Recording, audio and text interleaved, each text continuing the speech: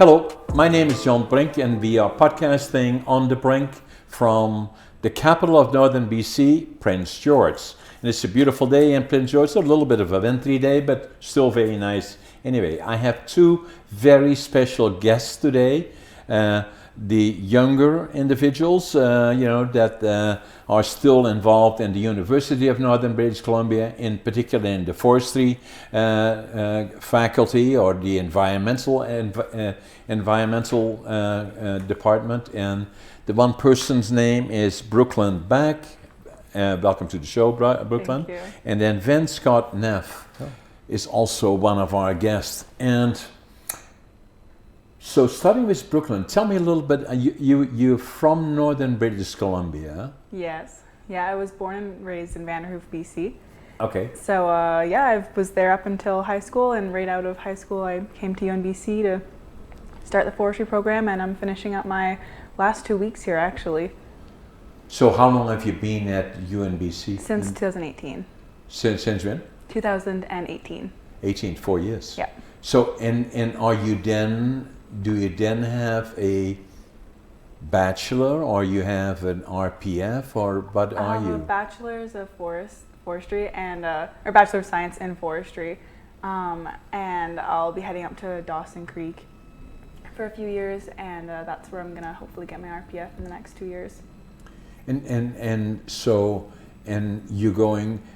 What brought you to forestry anyway? Because Vanderhoof is a bit of a forestry town. Yeah, it's a really good question, actually. I think a lot of people that do forestry, they do it because their parents were in it or they had a lot of exposure to it. And I didn't even necessarily have that. My parents are not foresters, they weren't loggers or anything. But there was just a lot of opportunity when it came to scholarships and schooling. And I thought, I like being outside, I like camping, I like hunting, You're an outdoors person. Yeah, exactly. So it just kind of brought me to look into forestry, and I dove right into it, and I really liked it, which was super convenient because sometimes that's not what happens when you go to university, but I really enjoy it. Can you imagine UNBC? Yeah, again, I'm from Vanderhoof, so it's only an hour away. I thought that would be an easier transition to go to university where you're somewhere close to your family and a place I'm comfortable in too. I've got some family here as well. My mom was actually born in Prince George, so. Was she now? Yeah, I had some grandparents here and cousins and aunts and uncles. Your whole family is here. Isn't it beautiful that you can take your education in Prince George within an hour from where you live? Not only that, I was quite involved in making the case for the university with a whole lot of other people, and we said it must have a freestanding university in Northern British Columbia.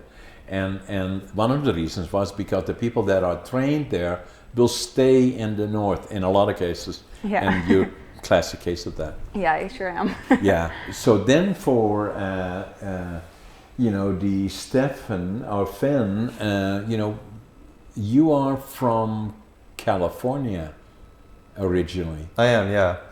From the Redwood Coast, so the northwestern. The northern part of California. Yeah. Exactly. Very beautiful area. Yeah, and quite a history in forestry as well. Yeah. Very different and almost in a different time than Prince George. But it's interesting to compare the economies and the cultures of the two. Yeah. So what brought you to forestry, and then secondly, what brought you to Prince George and UNBC? Yeah, I think in a similar vein as Brooklyn, I grew up just doing a lot of camping and hiking and being outdoors. Right? Yeah, and I realized that I was happiest when I was working outdoors. And so after I graduated high school, I took some time off. So I didn't start university until I was 22. Yeah. But tried a various amount of jobs, and that brought me into wildfire and trail building, and eventually got to meet a couple foresters and decided that as a professional career, it would be a perfect balance of, making managerial decisions and doing office work, but also still being in the woods. So. But what brought you to UNBC? When did you say, sitting in Northern California, you know what I want to do? I want to go to Prince George. So funnily enough, I'd actually never heard of Prince George before I applied. And so I was living in Vancouver at the time. Was it UNBC that you applied specifically, for? Yes. Yeah, okay. And so I was a little bit disheartened with living in Vancouver and the thought of going to UBC wasn't super attractive just because of the size of the city. Shoots. And I like snow, I like skiing, and so I thought, well, I might as well move somewhere north where it's more affordable and somewhere that would be a bit of an adventure. I'd never been in this area, and so it's been really, really neat because, you know, every little time that I leave Prince George, it's usually going somewhere where I've never been before. Yeah. And so here you are in Prince George. How long have you been at UNBC? The same amount of time as Brooklyn, actually. We started in 2018 together. And so you're finishing when? In the next... the next year. I took some time off during the pandemic, and it's a small program, and so that shifted around some of my classes. But yeah, I'll be finishing next year.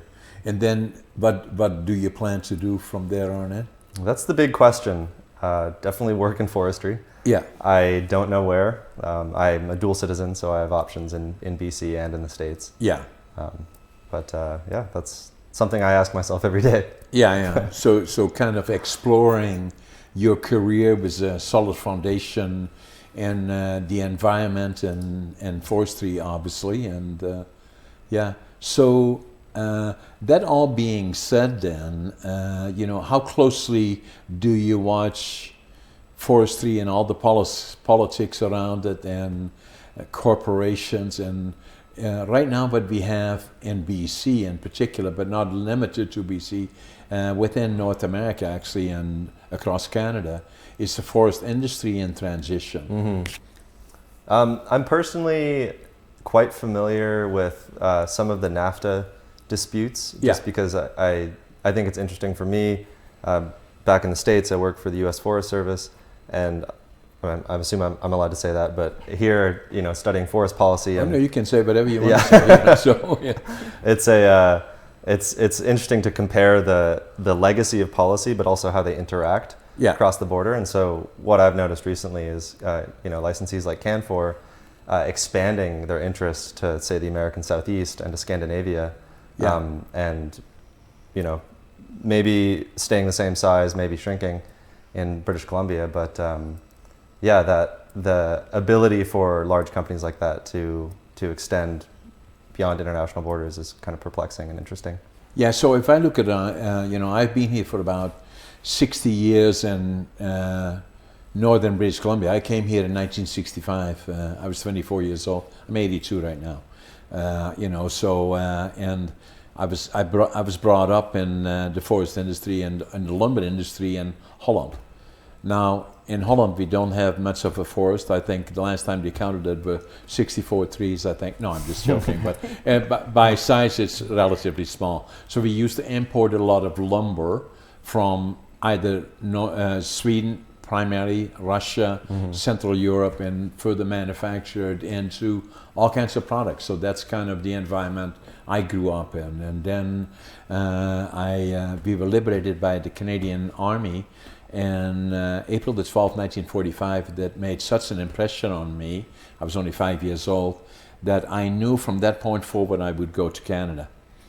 I knew that for a fact. It was just not if, but when I was 5. Yeah. I tried to go when I was 17. My parents wouldn't let me. Then I was drafted into the Air Force. And then after that, when I was 24, I went to Canada. I wanted to start from the bottom. You know, couldn't speak the language, didn't know a soul, didn't have a job. Arrived in Prince George, came to Vancouver, and went to the immigration department. And fortunately, there was a German fellow there that I could speak some German, and I told him what I wanted to do. I wanted to build a sawmill. That was my second dream. Mm-hmm. And so I told him what I wanted to do, and he said, Prince George. They're building pulp mills, sawmills, mid-60s, you know. So on the bus I went to Prince George and stopped about 2 blocks away from here, and stepped off the bus.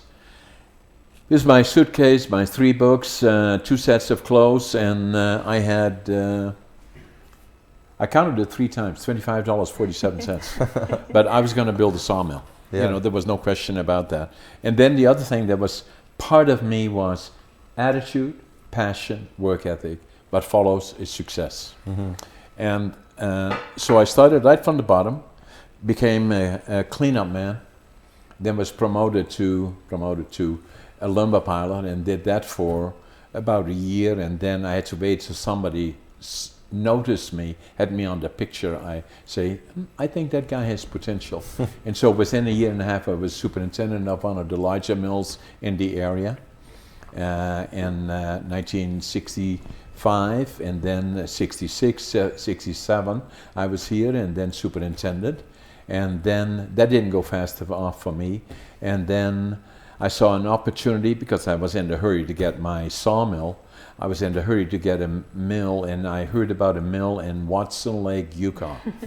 Have you been in Watson Lake, Yukon? No, I haven't. No. But I'll go there one day. Yeah, it's and as you well know, Dawson Creek is mile 0, and it's, I think 638 or so is the milepost of Watson Lake. Wow. And you know, it's a place where it snows in July, and you don't know if it is late or early. And then is the land of the midnight sun, and so that's where I went and became general manager of Watson Lake Lumber. You know, so so I had been here then for 2 years, and I was there for about 5 years, and you know, and then came back to Prince George again, worked in one of the sawmills, and then wrote a business plan for Brink Forest Products. I still have the business plan, 1975. Some of my employees have seen it, and they get a kick out of it, because I followed meticulously my business plan. It looks like what I'm doing today was already in my business plan in 1975. Very cool. I started with 3 employees, and the whole idea was that, but they were not doing they had this beautiful timber here, and as you guys well know, if I come all the way from Northern California with the redwoods and the major forests that they have there, and the beautiful timber as you go through Washington State, continuation, but the species are starting to change. Douglas fir, cedar, into the lower mainland in the island, distinctly different from the Rocky Mountains, and then in the interior being primarily SPS, spruce pine, balsam fir, right? You know, then it was amazing, you know, the timber in this region in particular. And, you know, half the tree would be cut up and ended up in the burner. There were burners all around here. And then the rest went into dimension lumber that they then would put through a planer, mainly go all into the United States. But there was a lot of low grade, below the quality of dimension lumber, and they had difficulty selling that, so I bought that, and then with 3 employees started my operation. Fortunately, I was trained as a furniture maker in Europe, and I had some exposure to what do you do with odd stuff lumber, and I got exposed to finger jointing, and it's something that I introduced to Canada. Not because I thought it was unique and I wanted to do something. I was trying to survive, you know, because I got that lower quality lumber that had defects all over the place. So I tried to cut usable pieces out of it, full length, 8 foot and longer, but I ended up with a lot of short pieces. I had to find a way, that was the key to success, to find how I could utilize the shorter pieces. And I introduced finger jointing. And still today, we are probably the largest finger joint manufacturer in North America. And a lot of what we manufacture is studs. Studs, as you know, is a vertical application for compression. Yeah. And, you know, and a lot of those are studs that are finger jointed. A lot of our products are going into the southern United States. Why? Because a lot of the wood being used, lumber being used in the southern United States is southern yellow pine, which tends to be, you know, high growth rate, very hard, a lot of twisting in it, and that was a problem for studs. So they were looking for something that was more stable, and our pieces, the longest piece in it is 2 foot. An 8 foot has at least 4 or 5 joints, so that made it very attractive to that segment. And that's how I kind of found a niche that made me successful in the business. Then when it became successful, not on something unique in the industry, then you had a lot of other larger operators. They were doing what I call a Me Too project. and started finger jointing. But it usually didn't work because it's distinctly different from what their business model was. They are high production, high volume, not so much unique niche products. So now pretty much all of those have gone, and we pretty well the only one doing pretty much in northern BC doing finger jointing and doing some other things. The uniqueness, at least in my mind, and you have had experience throughout Northern California and then the coast and then the interior, the uniqueness in what I find compared to my part of Europe where I'm from in particular is the species here are unique in terms of spruce and pine, especially lodgepole pine, although most of it got destroyed because of beetles, but still is a very unique species, especially for building houses, but also for making value-added products up the value chain.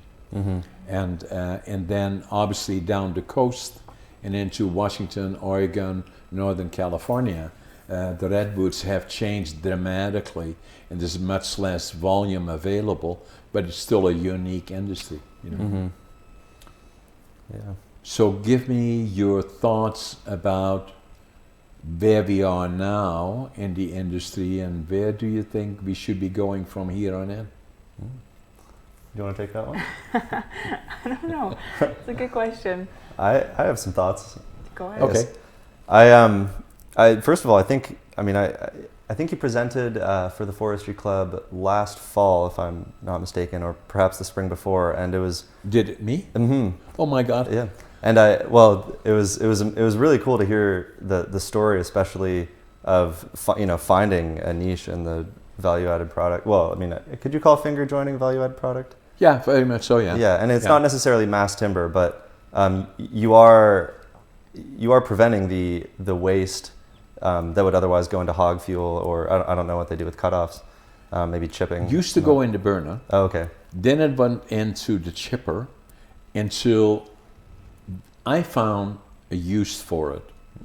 And now, it has become a product that they calculate in their recovery. Yeah. So there's no more chips, and it's gone up the value chain. Yeah. Yeah, and that's, I think, one of the largest changes that I see is that models for growth and yield and, particularly technology-assisted milling are really making things like community safety, so for example, wildfire fuel reduction in areas like the Okanagan or throughout the Rockies and the States, they're making these a lot more viable as a potential economic driver.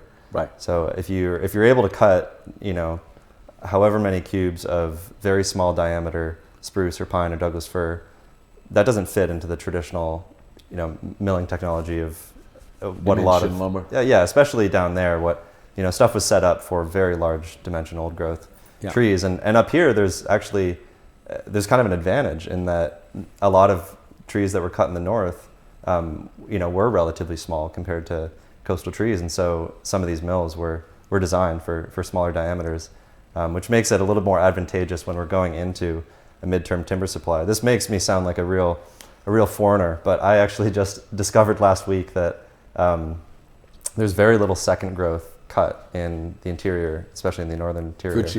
Virtually none, which blew my mind, mainly out of ignorance, but also just because It's a good observation, though. Yeah, and it makes you think too about the way that we can forecast the industry to change with integrating maybe shorter rotations or smaller dimension lumber, and more selective harvesting or more cutting that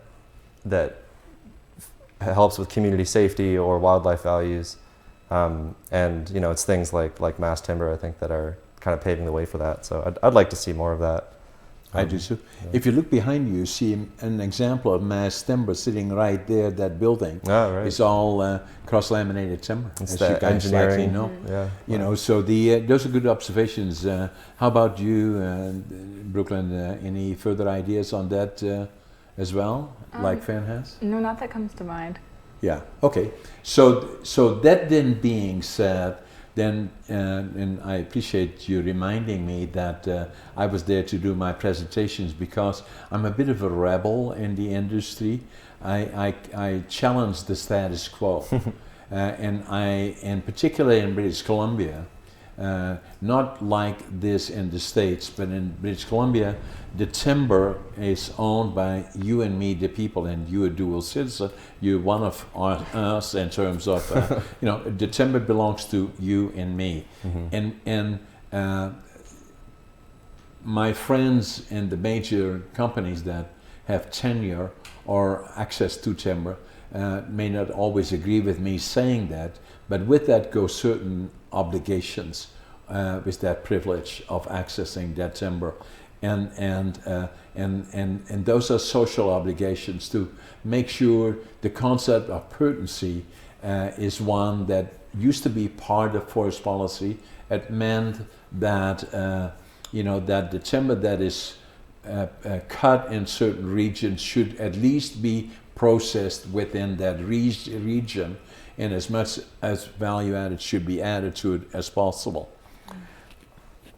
Yeah, and that takes into account a lot of global commerce as well, I think. And one of the reasons why I'm interested in why companies like Canfor want to diversify their holdings, and like you said, your agreements with selling your lumber in the Southeast United States because of a specific need for something that won't check or warp for vertical stress on studs fulfills that niche. And so, at the same time, I think it is really important to have communities benefiting directly from the working forests around them, but also if there are opportunities where both communities are winning out. And I think some things like, for example, raw log export, obviously I think that BC in that case is not winning in terms of exporting non-manufactured products overseas or internationally. But yeah, if more of that community manufacturing can at least happen before timber products leave, I think we'll see more revitalization of especially small forestry. It's a bit of a no-brainer, right? Right, exactly. And it almost doesn't need to be said, but it still happens. But it does.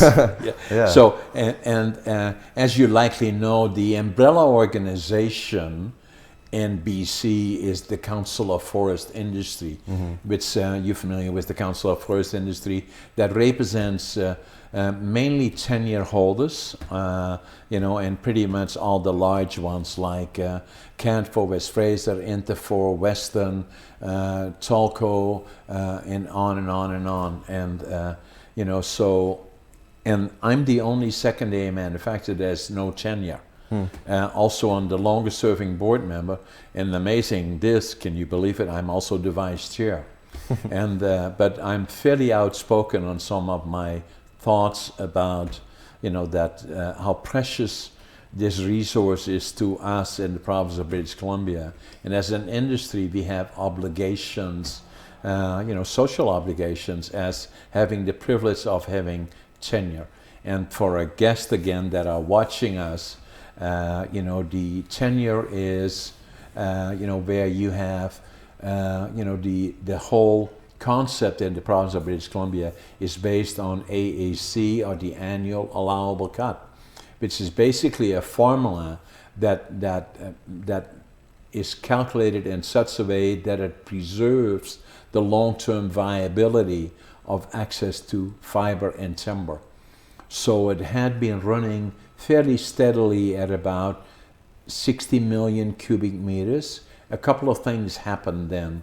The pine beetle pandemic that probably wiped out 60 to 70% of all the lodgepole pine in the interior, and that created an urgency to harvest it. And for a period, they uplifted the amount of harvest on an annual basis to about 80 million cubic meters for about 10, 12, 13 years. And then they brought it back down to 60 million cubic meters, but then including fires that we had in 2017, 2018, and other issues, including old growth deferrals and a number of other things brought the annual allowable cut down to about 35 to 40 million cubic meters, resulting in that up to 35 sawmills closed down in the province, and still we have at this point too much capacity. Probably another 3 or 4 will have to be shut down to get to that balance, including pulp mills. For every 4 sawmills approximately is one sawmill or one pulp mill, and about 6, 7, 8 of them have already closed, and there's probably be more curtailments to get to that balance. Yeah, I'm curious, actually, your perspective as a mill owner.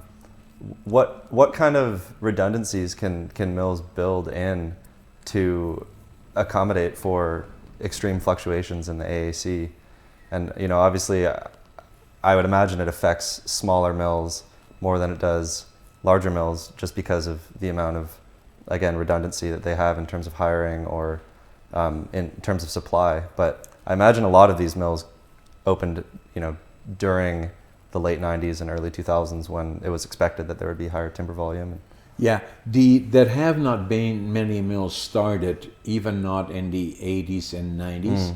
That has to be, that if we turn the clock back to the 40s and 50s, there used to be around Prince George up to 800 sawmills, where the mill, usually a single saw with a ripper or an edger and then cross-cutting, the mill would go to the timber.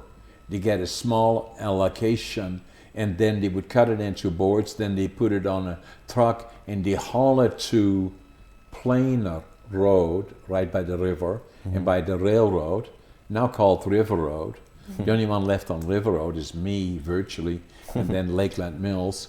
But and there they would sell it to the highest bidder that had the planers, and obviously, then what happened? Close utilization was mandated, saying that if you cut public timber, then you must take the wood that is not going into dimension and turn it into chips, because they had made concessions to major pulp mills to invest.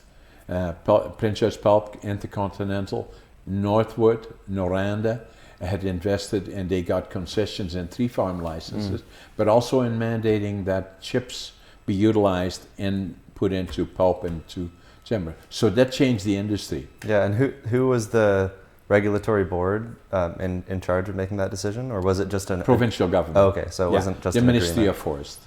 Yeah, and obviously that since it is a public resource, the mandate is much broader than just the interest of industry. It must also take into account other things that are of importance, communities and economic entities that are surrounded the forest industry, that it is making sure that we have good forest policy, preserving the annual allowable cut and the continuity of the forest licenses and the viability.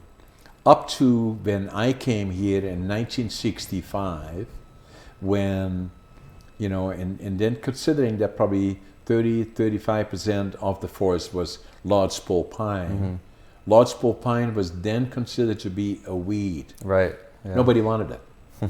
Why? Because they were so used to having this big timber that they didn't want those. And gradually licenses were given out, and they were called opportunity license. And a number of companies then started up doing, the focus was on lodgepole pine. And was the promise that it was a fast-growing species that could be planted at high density with minimal competition, and so that milling infrastructure was built around, predicting a future of lots of lodgepole pine available? Or? Yeah, good observation is that, in my opinion, that we didn't really start contemplating continuity and maintaining the annual allowable cut in a meaningful way until 1986, 1987. Up to that point, it was government that was managing the replanting and managing of a sustainable forest. It was then turned over to industry.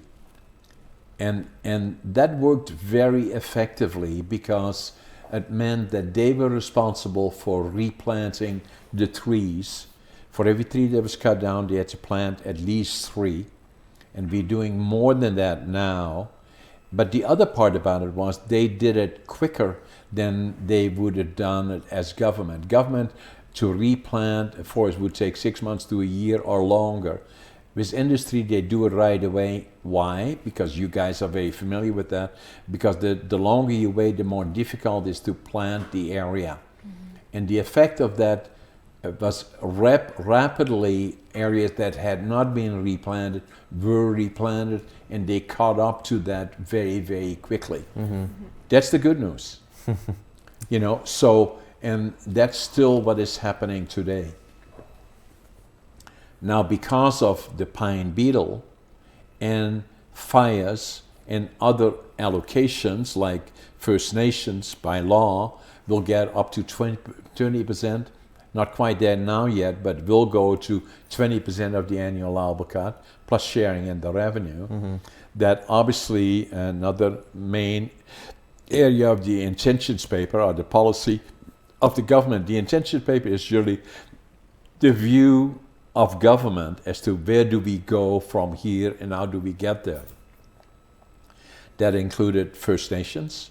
Secondly, it included deferrals of old growth and management of the annual allowable cut. And then the other one was growing the value-added sector, adding more value, social and economic, to the resource. Those are the 3 main driving points, among many others, of the intentions paper, modernizing the industry.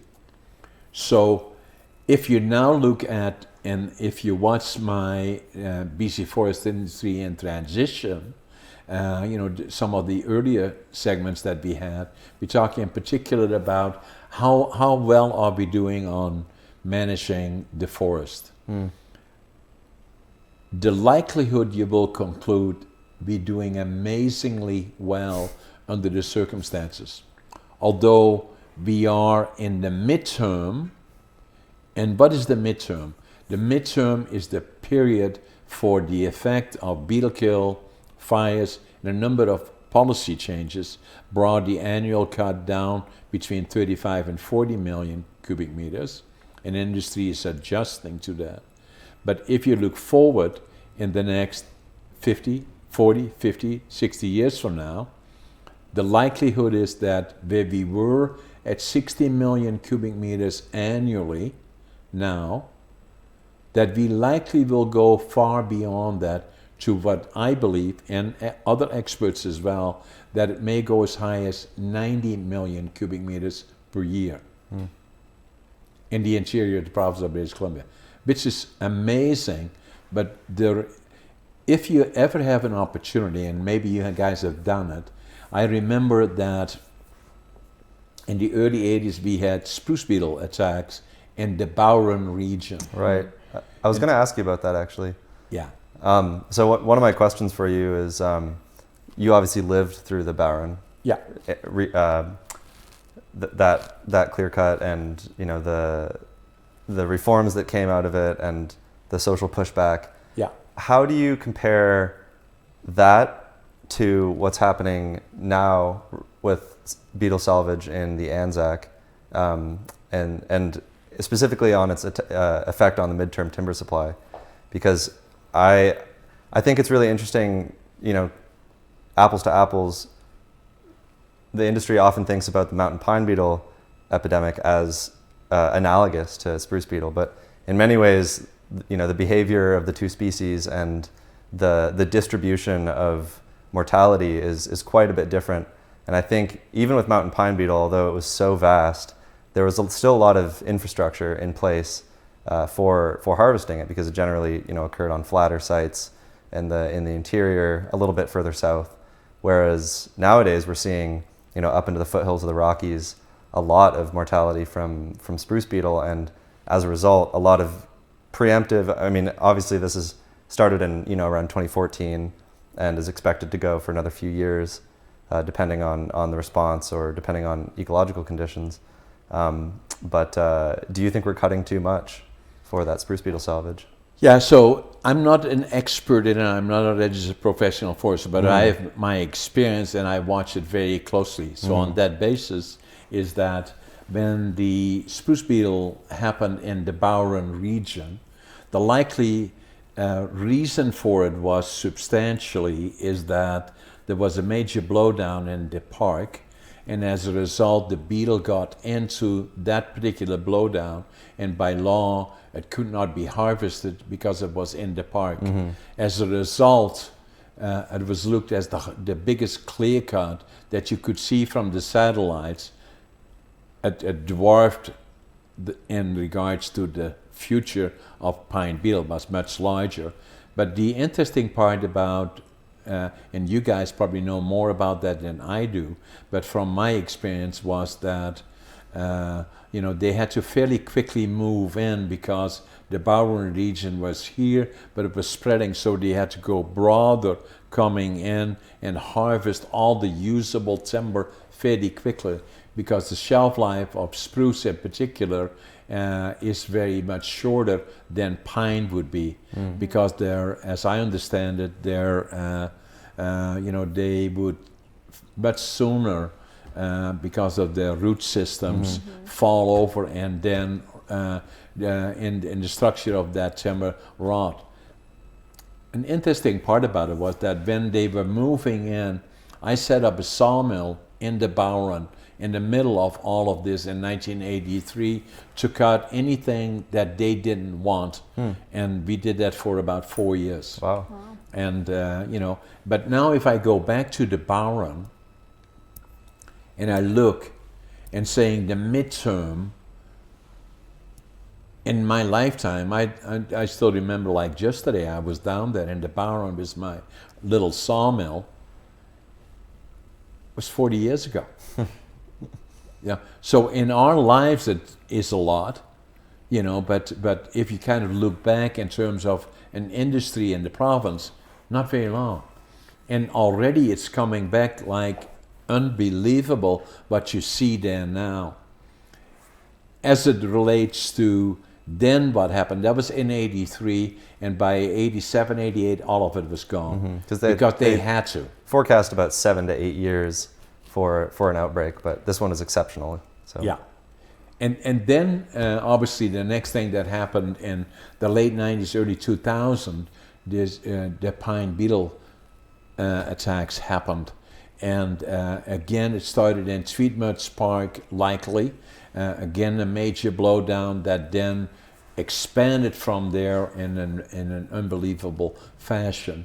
And but the shelf life of pine, or the lodgepole pine, much longer than spruce, and in a lot of cases it was 15, 16, 17 years, and there was still economic value in that pine.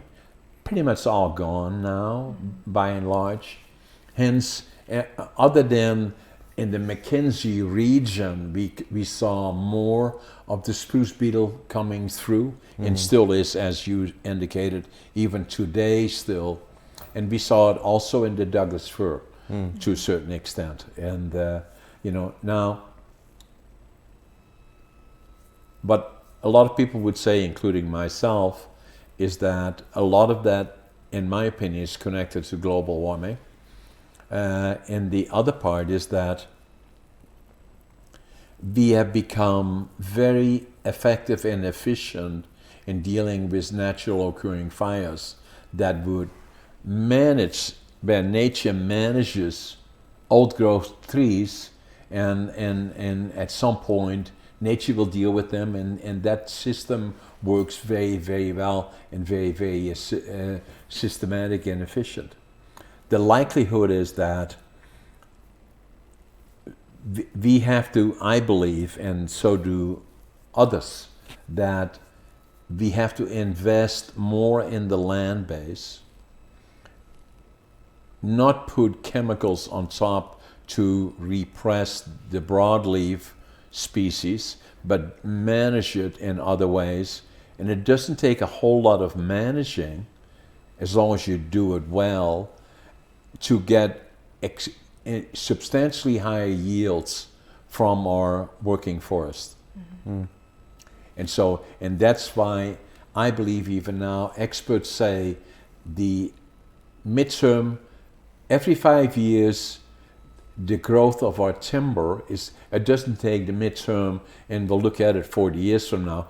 That's being done every 5 years and very carefully measured in terms of, does it allow for a bit more of the AAC? So it's a gradual process, but the likelihood is that is the forest industry healthy? Is the interior of British Columbia still a viable area to grow timber for commercial use, and will we still have a lumber industry in the British Columbia? And the answer is overwhelming, yes, we will. Mm-hmm. And then the question becomes, what else should we be doing? Well, we should, I'm an advocate of that, add more social and economic value. Do not just make spaghetti or dimension lumber and then hope somebody will buy it. Encourage value-added manufacturers, mass timber, and there are numerous of products. There's no product more able to make different products from than the forest is that we have, and it is not limited to the products that we manufacture today, but also many more products that we can make in the future. Mm-hmm. Yeah, I think there's a bit of an opportunity lost almost with, like you said, the social values and incorporating more of a sustainable lens, especially to salvage harvesting, because in an area like that, I think that the licensees and the province kind of quakes in their boots when they see an outbreak that large, and it's because there's this trauma from the spruce beetle and from pine beetle, and the response is to develop and to clear cut and to grant licenses to sanitation log and then to salvage, harvest anything they can't. But the reality is that in many of those stands, 30 to 40% of the standing spruce are dead, and the rest of the forest is still connected.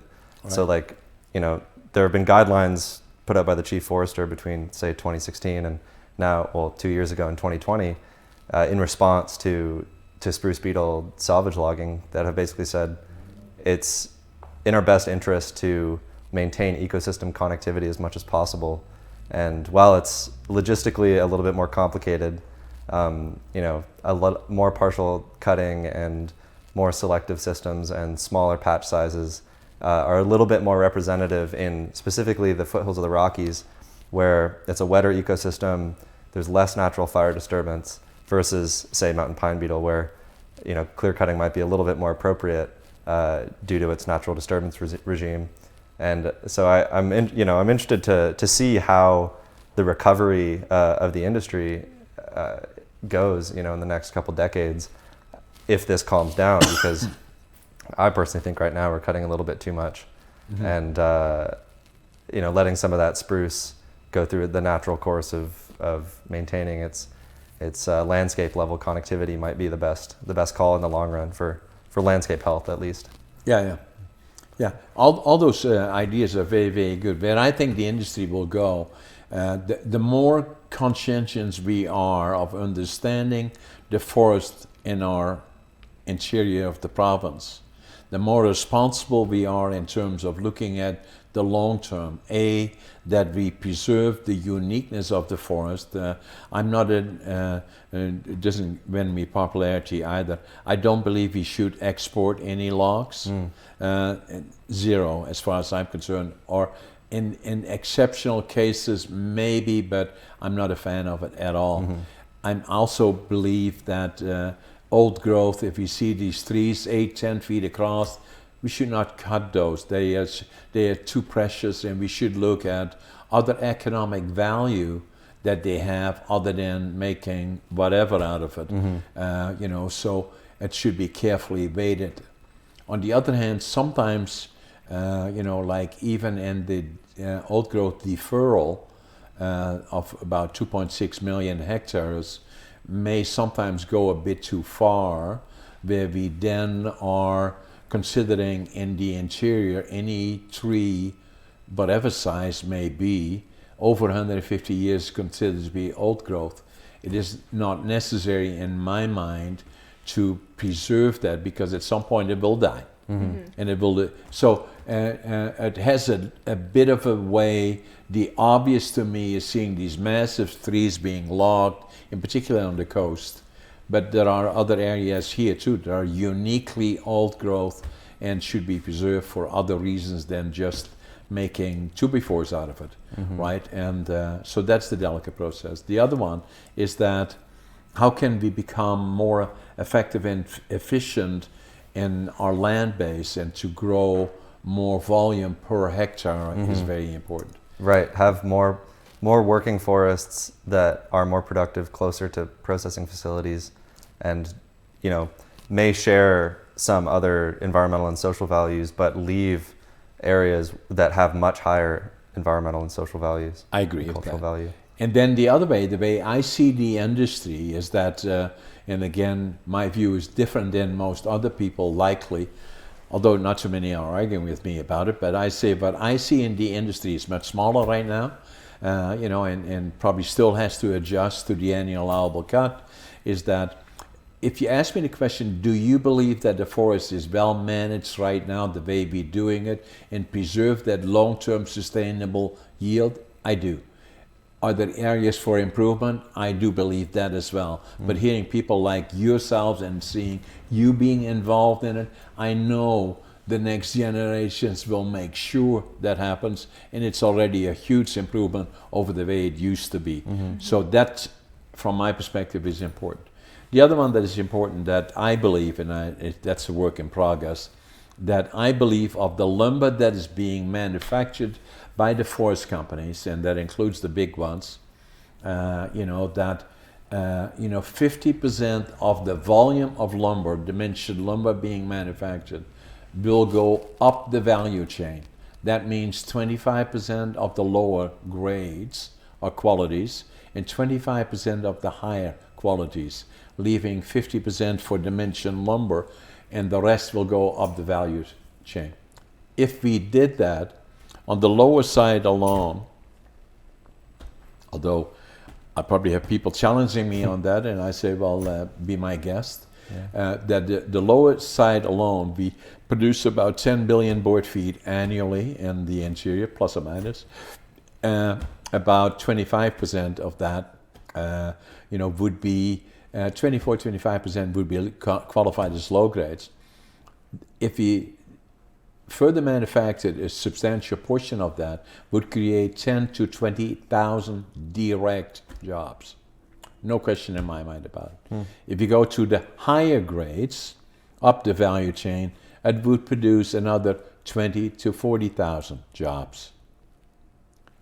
That's as big as the industry is today, would be in further manufacturing of the low grades and the higher grades. And does that include pulp and pellets as well, or is that just value-added timber? It does. I look at that, and that's a good question that you ask that, because we hear that all the time, is saying that, what is value-added manufacturing? Well, somebody would argue as soon as you put a saw into a tree, then that's value-added. Or if you haul it from the bush to the on a truck, that's value-added. Maybe it is, whatever your interpretation may be. I look at the value-added in terms of logs and lumber.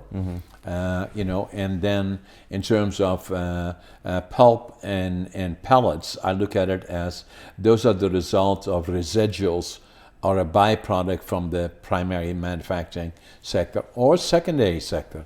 And if we further manufacture the lower grade and the higher grade, it would yield a substantial other volume of incremental volume that goes into chips and into pellets.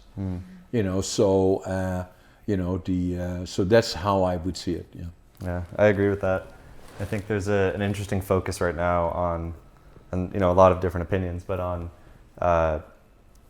not necessarily seeing pulp and pellet industries as a secondary industry, but seeing them as a primary industry. And maybe some critics or some proponents might not have their facts straight, but at the end of the day, it should be really evaluated if there could be more of a focus on, say, value-added timber or value-added lumber rather than just some encouragement or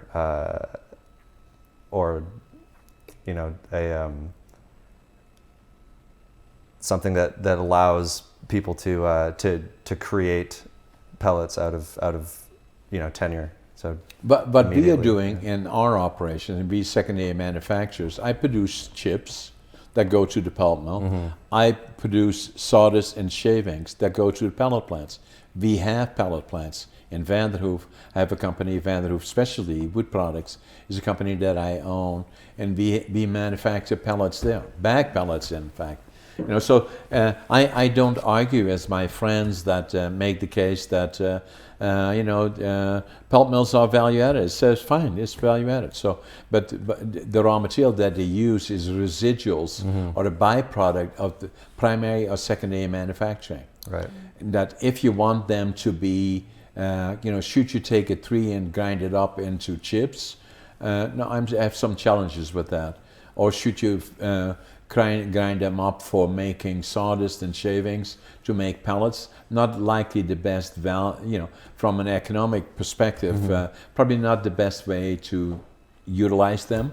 But to the argument, are they value add? Yeah, somebody can make it case. But the raw material that goes into is mainly residuals or byproducts from primary and secondary manufacturing. So that's basically very much the topics today in the industry. There is not, as the amount of annual allowable cut goes down, 75% of the timber in the interior of the province is under tenure and controlled by half a dozen companies. And of those half a dozen companies, most of them are heavily invested in the U.S. Southeast. So, and the public has challenges with that.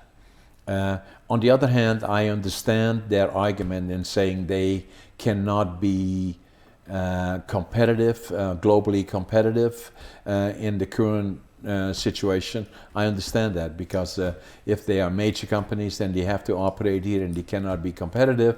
Then obviously the CEO of that company will not be long in his job. So there are different pressures. But I believe where the opportunity lies right now is stimulating or encouraging investment in value-added manufacturing. But if there is, and that's what you want to do, then those that invest in value-added manufacturing, like me already have done, but not many are left here, then there must be reasonable expectation of access to fiber. If you say, well, we want you to invest in value-added manufacturing, but you can't get any wood, who would lend you money? Or if you had your own, would you be then investing in something like that? The answer is no. So do you work much with the UNBC Wood Products Engineering program, or have you ever come cross paths with those people? Yeah, I do to a certain extent, not as much as we should. I made a presentation at BCIT last week to the people that were working in the environments and forest related topics, and had the opportunity to make a presentation to them. I'm always looking for other venues where I can speak at least about things that I believe are important in the industry, and hope to do a presentation at UBC and in UNBC whenever the opportunity presents itself, or CNC. And and the more, and especially people like yourself that are entering the workforce in the industry, and as you look at it, my message would be the industry is bright, You know, there are lots of opportunities, but it's in transition. You know, and that means that you know, the haves and the do not haves, or do not haves enough. You know, like meaning I have tenure and I have 75% of all I need. I got in the tenure guaranteed, and then Acme Forest product next to me only has 30% guaranteed. That would give the one a distinct advantage over the other as you bid for incremental timber that's available in the marketplace. You know, so it's a bit of a challenge to grow the industry, but where the opportunities are really are in value-added manufacturing. Well, it's neat to see how passionate you are about that. Yeah, I think maybe it's a combination of the stress or the culture of criticism in academia, which, you know, really is the foundation of scientific inquiry. But it's easy to get bogged down, you know, being in university with a lot of very, very negative outlooks on the state of Invite forestry. people that have positive ideas about where the industry is going. Yeah. Yeah, and I'm always ready to make presentations because I'm believer. It's my passion, and there is no place on earth that I know is better positioned than BC in terms of the forest industry. The future is bright, and even more so that when government made changes and stimulated replanting of the areas that were logged, they are doing well now. But the midterm, because of pine beetle burns and another number of other issues, the annual count has gone down, putting pressure on manufacturing. But looking forward, and in the scope of things, it's not a long term, but there will be not enough conversion capability, and I believe the future in value added is unbelievable. And the reason for it is our species here lend itself so well for further manufacturing, more so than southern yellow pine and some of the other species around the world, you know. Yeah, with the Forestry Club, we have, I don't know, we've had a lot of opportunities to talk with people in the industry, and, you know, kind of part of our mission is to connect students and the student body with people hiring and people with good ideas, and just generally people who can connect them with opportunities, you know, around the province and elsewhere. But yeah, it's, you know, it's cool to have. I think we had Conifex in a couple weeks ago, and we have this event coming up. It's our annual fundraiser. Okay. I don't know, Brooklyn, if you wanted to. Brooklyn's our events manager. Yeah. Okay, good. Tell me. I haven't heard too much from you. Yeah, no, sorry about that. I've been talking too much. No. I love to hear it all. It's really interesting. Yeah. First of all, just having perspective from somebody who's been in the industry for so long. I think that's one thing in forestry that is tough for newcomers, because, you know, forests live so long and you don't get to see a lot happen in your early career, and so it's cool to see someone who's been in the career for a long time and see changes and stuff in the industry. But yeah, we've got the Spruced Up event coming up, we call it, and it's a semi-formal event. It's an annual event we throw with the Forestry Club at the. When is it? It's a Friday. Yeah. Oh, this Friday? Yeah, Friday. literally. Oh my God. Yeah, it's on Friday the 9th at 7:30 p.m. at the Thirsty Moose Pub on campus. Okay. And yeah, we have a live band that Finn's a part of playing for us, and yeah, we just all get together as a cohort. More than people than just forestry are invited, of course. It's a opportunity for staff and students in the university to come. Yeah, we're pretty hang excited. out. We sold a few tickets to some of the faculty members, so it's kind of neat to have teachers and students and non-students come and check it out. But this year, I think there's a lot of interest drummed up, because in the past couple of years we've either had limited capacity or the inability to put it on at all, and it's been a long running event, and so it gets kind of the flavor of the people who are managing the club imbued in it every year in a different way. And so yeah, this year we should have a good time. But there's about 110 or so people, maybe more, in the Thirsty Moose, which I don't know if you're familiar, but it's quite a small university pub, and so it should be a fun time. We kind of do like a lot of Christmas decorations, and Nice, eh?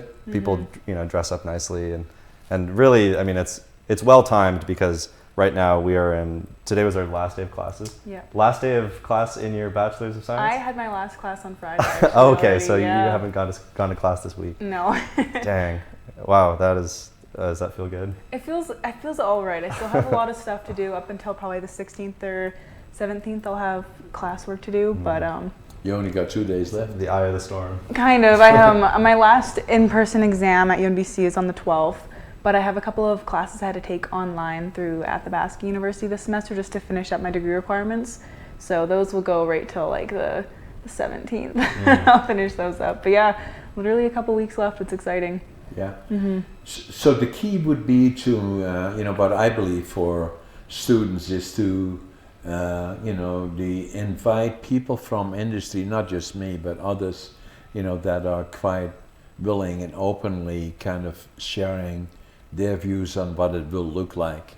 I tend to be a big time believer in the opportunities, but it is critically important to see the younger generation come in to the industry, and because they will be the ones that will be managing it from here on forward. And there are always challenges, but it's an amazing industry with amazing potential.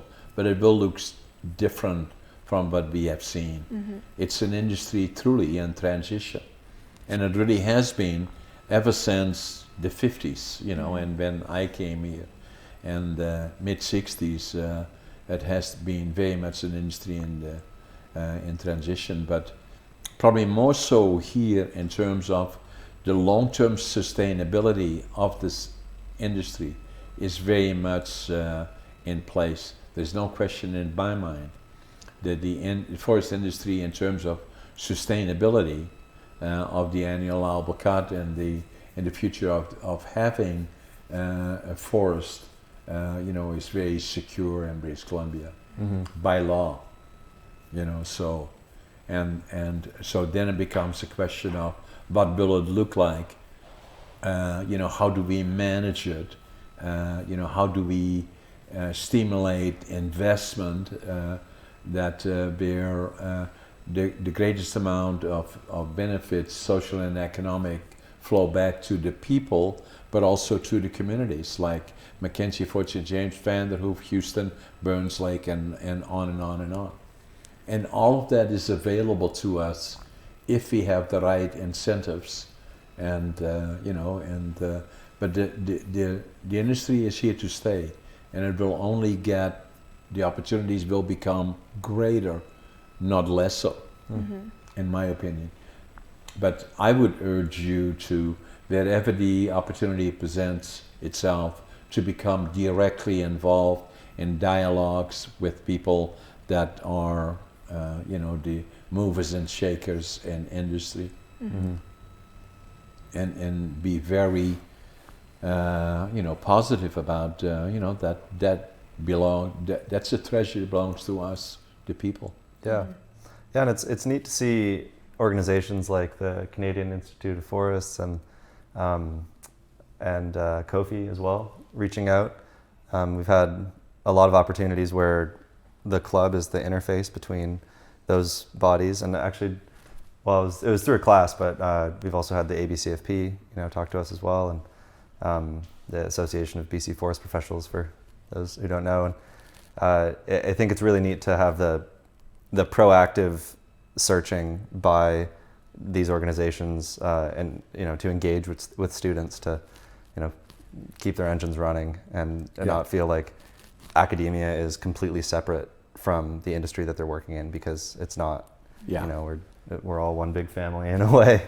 Yeah, and that's a good thing in a way. If I look back before UNBC was here, but I'm understanding is the forestry sector of UNBC is very a lot of people are involved in it and have an interest in it.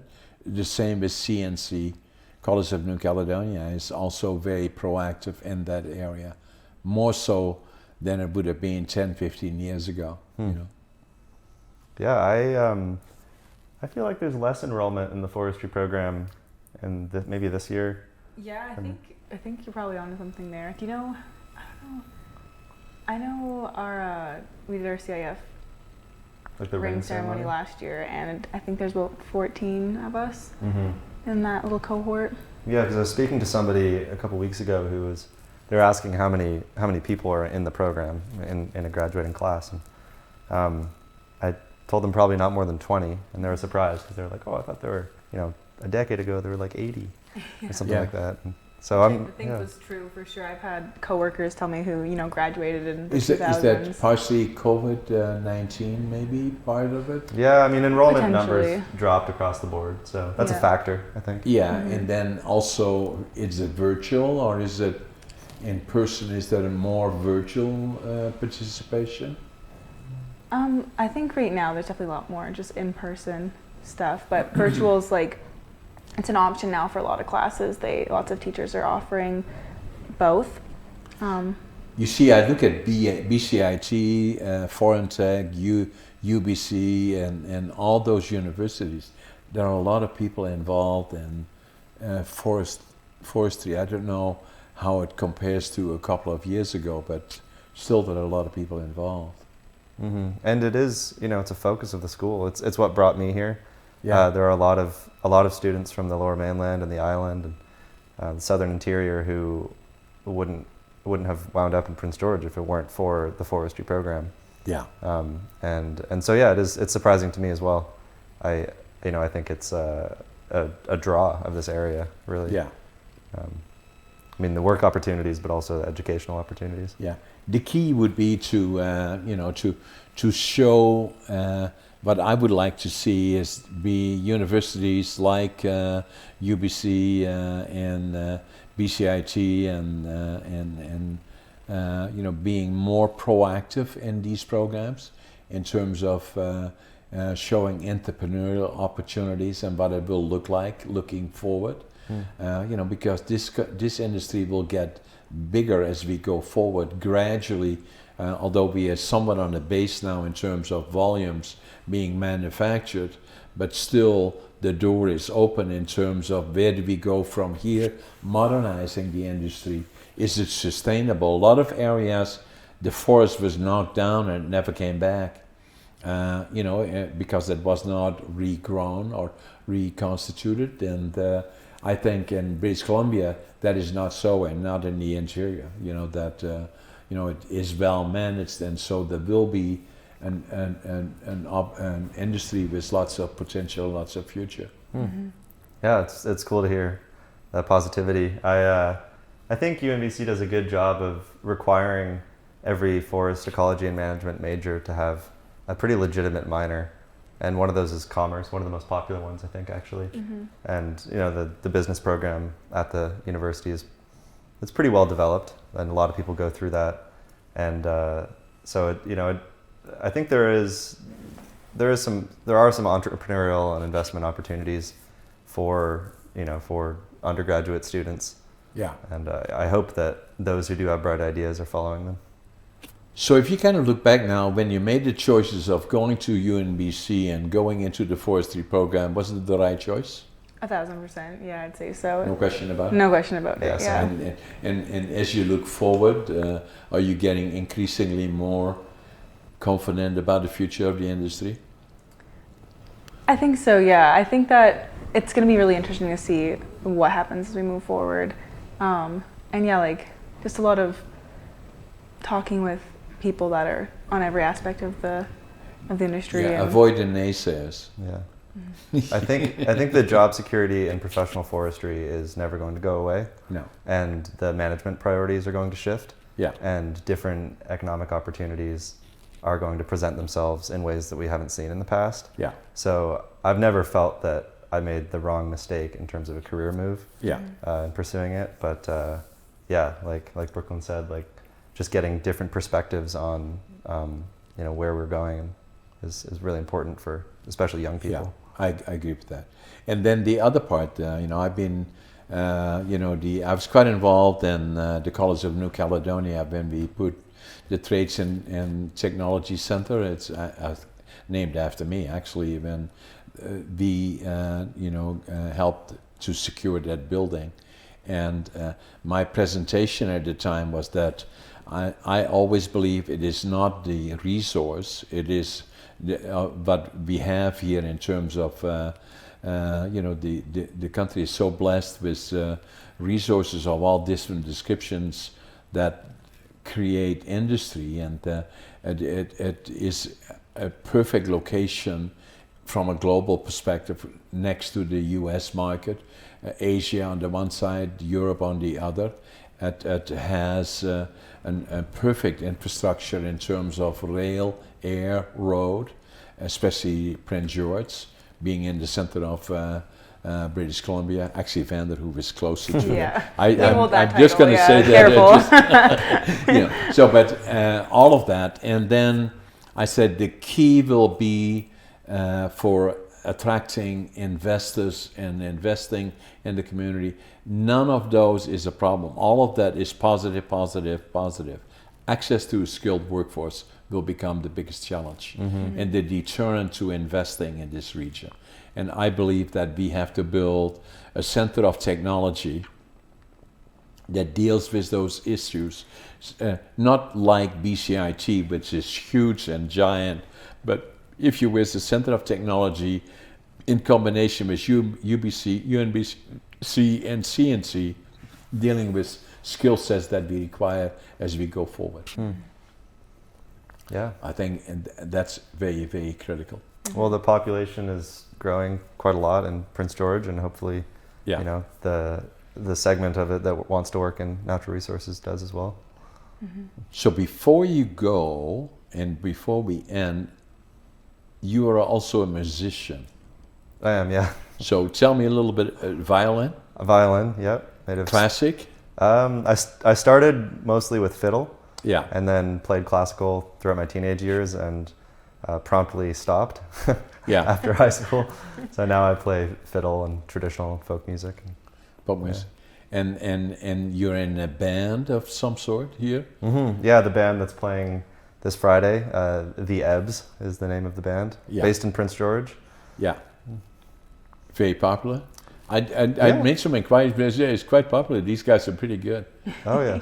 Yeah, we've recorded one album in Prince George, and we've played shows. We've toured out to as far as Prince Rupert and down to Williams Lake and everywhere in between. Yeah. We just enjoy playing together. All original music, and we like playing in Prince George too, Trench and University elsewhere. And another thing about you, Brooklyn, what haven't I discovered yet about you? You are unique in other areas as well, right? No? Well, I'm not musically talented, unfortunately. No. I don't know. Nothing to brag about on the top of my head. Okay, guys, I really appreciate it for you to be my guest on BC's forest industry in transition. Obviously, you will become a part or already a part of it, and hopefully at some point you will look back at this being part of BC forest industry in transition. A lot of people are watching this program for that reason. You're the future, and I think that the future is safe with you. Thank you. Yeah, thank you very much. Thanks, Ben. Thanks for having you. Thank you so much. Thank you. Thank you.